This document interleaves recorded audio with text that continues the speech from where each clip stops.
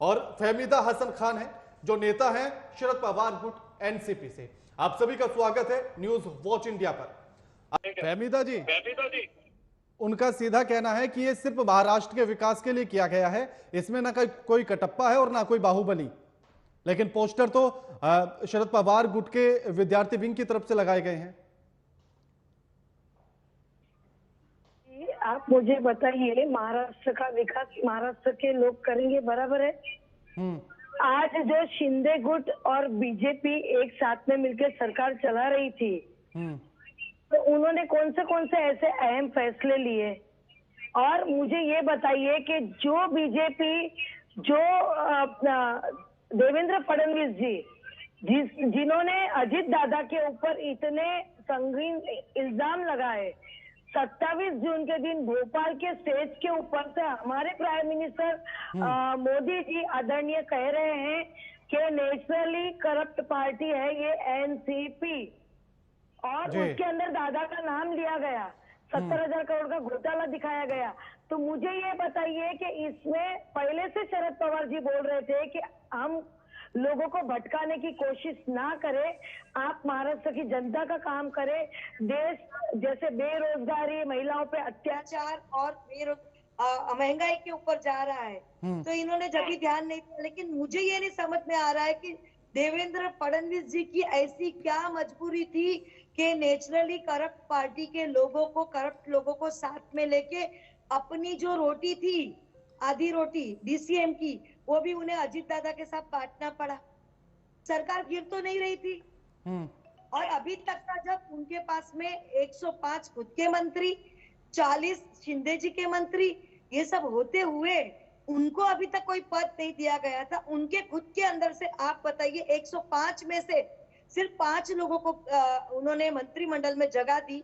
शिंदे गुट के सिर्फ 4 लोगों को मंत्रिमंडल में जगह दी, और ये 1 घंटे के भीतर जो शपथ लेते उनके 9 मंत्रियों को जगह दे दी मंत्रिमंडल में। तो मुझे बताइए कि बेरोजगारी और उसका मुद्दा कहां से आया? वो मुद्दा तो साइड पे ही रह गया है।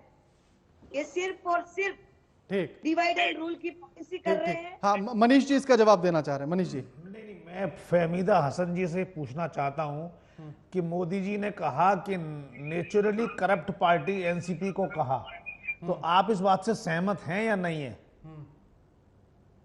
अरे हम तो सहमत नहीं है, लेकिन इसका मतलब यानी आप, मोदी जी आपसे सहमत हो गए।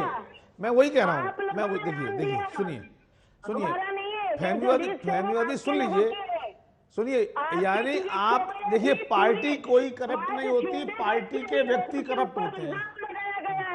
आज शिंदे गट के लोगों के ऊपर भी इल्जाम लगाया गया है और उन लोगों को भी आपने शामिल किया तो यानी अजीत पवार करप्ट है?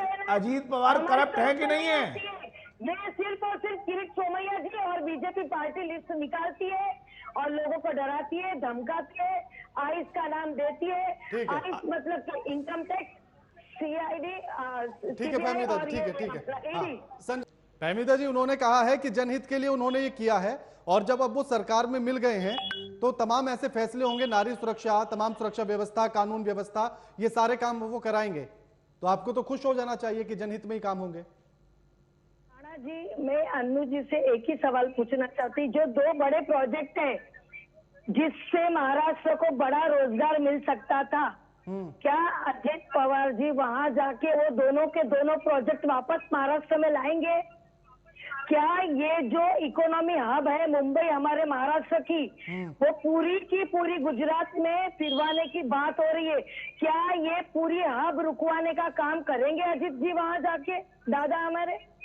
दूसरी बात, अगर बीजेपी ने 2019 में शिवसेना के साथ ये बात की थी कि 2.5 साल हम आपको देंगे, 2.5 साल हम रखेंगे, तो ये अपनी बात पे जब भी बोलते हैं कि ये तो हमने जुमला दिया था, तो क्या वापस से ये अजित दादा को यही बात बोलेंगे कि तुम्हारा आने का तो ऐसे जुमला था, हम पवार सबको कमजोर करना था? अजीत पवार राणा जी, मैं यही बात जरूरत पूछती नहीं हूँ है। कि महाराष्ट्र का अजीत पवार की चिंता करने के लिए अजीत पवार बैठे हैं। आप ये क्यों नहीं समझ रही हैं फहमीदा जी कि अब माननीय शरद पवार जी अब बुजुर्ग हो गए हैं, 84 उनकी एज है, उनकी स्वास्थ्य ठीक नहीं रहता, कम्युनिकेशन का थोड़ा सा कमजोर हो गया है, ऐसे में उन्हें विश्राम नहीं करना चाहिए।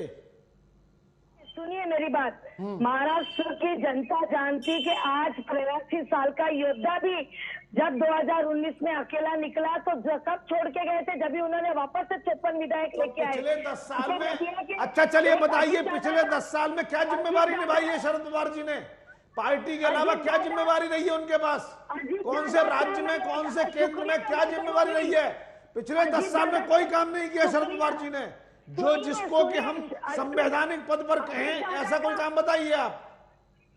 अजीत दादा का एक शुक्रिया अदा करूंगी कि उन्होंने राजनीति से निवृत्ति की जो वय है वो भी एज भी उन्होंने डिक्लेयर कर दी कि 75 साल।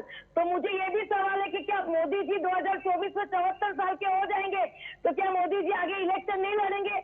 क्योंकि हमारे दादा तो कहते हैं कि बीजेपी में 75 साल में रिटायरमेंट मिलता है। हाँ, 75 साल में रिटायरमेंट ले लेंगे मोदी जी, 24 के बाद ले लेंगे, आप चिंता मत करिए। पर मेरा ये प्रश्न है कि पिछले 10 साल में शरद पवार साहेब ने कौन सी संवैधानिक जिम्मेवारी निभाई है? क्या वो कहीं राज्य में, केंद्र में मंत्री रहे? उन्होंने जनहित का क्या काम करा बताइए? अपनी पार्टी, अपने परिवार के अलावा उन्होंने क्या किया है? उन्होंने पार्टी और परिवार नहीं, महाराष्ट्र की जनता जानती कि क्या किया? अरे जनता को छोड़ो, हमें बता दो, हम बता देंगे जनता को क्या किया है, बताइए। जब भी उसने वही काम अरे किया मैं था। पूछता हूं फहमीदा जी, बताइए पिछले 10 साल में शरद पवार जी ने क्या किया है? विधान परिषद के वो मेंबर है नहीं, वो विधान परिषद में गए नहीं। जब भी किसानों को हमी भाव जो मिलता था, आज जो 600 से 700 मिलता है, वहाँ 1800 से 1900 मिला। उसके बाद में बीजेपी ने आके जो 2014 में भी वैसा ही किया कि जो रोजगार हमारे वहाँ टाटा मोटर्स वगैरह बनाने के लिए आज एक उन्होंने एग्रीमेंट किया था महाराष्ट्र में, वो भी बीजेपी वहां जाके गुजरात जाके ले। तो ये जो सारे फैसले थे वो पवार साहब ने, और जो कांग्रेस और एनसीपी का गठबंधन था, पवार साहब को तो भाजपा सरकार ने पद्म विभूषण भी दे दिया है। यानी मुझे ऐसा लगता है, आप समझ लीजिए, कल आपको ऐसा ना हो कि तकलीफ हो, कहीं ऐसा ना हो कि शरद पवार जिस तरीके से खांटी राजनीतिज्ञ हैं, उनकी अच्छी मित्रता नरेंद्र मोदी जी से है, और नरेंद्र मोदी जी ने खुलेआम ये कहा है कि मैं राजनीति शरद पवार साहब की उंगली पकड़ के सीखा हूं। ऐसे में हमें ये मान लेना चाहिए कि कहीं ऐसा ना हो कि चुनावों के बाद या चुनावों के दौरान या विपक्षी एकता के किसी क्रम में शरद पवार जी मोदी जी का साथ देते हुए नजर आए, तब आपकी स्थिति क्या होगी, मैं ये सोच नहीं पा रहा। देखिए, जहां तक कि हम पवार साहब को जानते हैं, हम उनके साथ में जुड़े हुए हैं, ये कभी भी बीजेपी के साथ नहीं जाते थे। नहीं तो बीजेपी 2019 में अजीत पवार ने स्पष्ट बोला है, 2019 में जब गए थे अजीत पवार तो उसमें शरद पवार साहिब की सहमति थी, और ये बात देवेंद्र फडणवीस ने भी एक न्यूज चैनल में रहस्योद्घाटन किया है।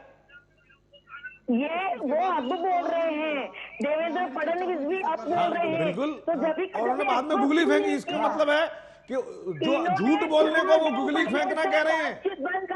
ठीक है, संजय ठाकुर कुछ कहना चाहते हैं। संजय ठाकुर, संजय ठाकुर, आपने प्रफुल्ल पटेल जी का फहमीदा जी लौटता हूँ, फहमीदा जी लौटता हूँ,